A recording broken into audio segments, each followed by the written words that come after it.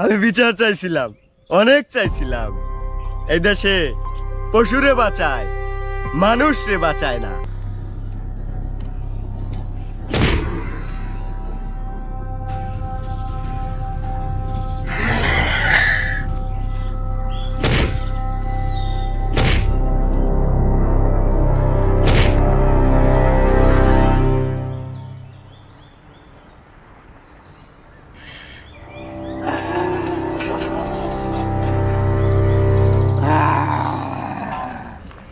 Video করো, পুলিশে দিবা। পুলিশের ডরাই না, হাসি দেব, হাসতে হাসতে জিল্লা যাবো।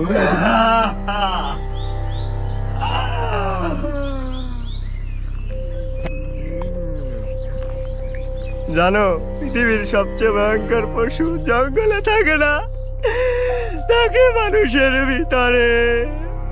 আমার বোন রে, আমার বোন রে ওরা বাঁচতে দেয় নাই। আমি থানায় গেছিলাম, তদন্ত চলতেছে, চলতেই আছে। আমার বোন কবরে চলে গেছে। ভিডিও করো, ফেসবুকে দাও, পুলিশে দাও, আমি ওগুলা ডরাই না। ফাঁসি হইব, হাসতে হাসতে ফাঁসি মাইনে নিব। আজ একটা জানোয়ার কমাইছি, একটা জানোয়ারের জন্য যদি আমার 100 বোন বাঁচে, আমি হাসতে হাসতে ফাঁসি নিতে রাজি আছি।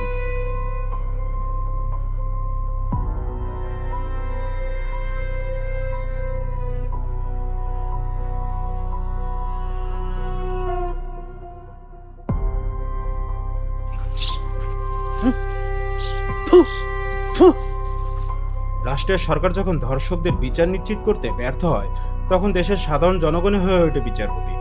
বিচার ব্যবস্থা হাতে তুলে নিয়ে হয়ে ওঠে এক একটি ডারো।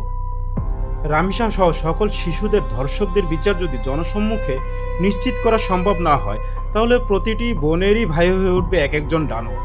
তখন কি করবে রাষ্ট্র, কি করবে সরকার?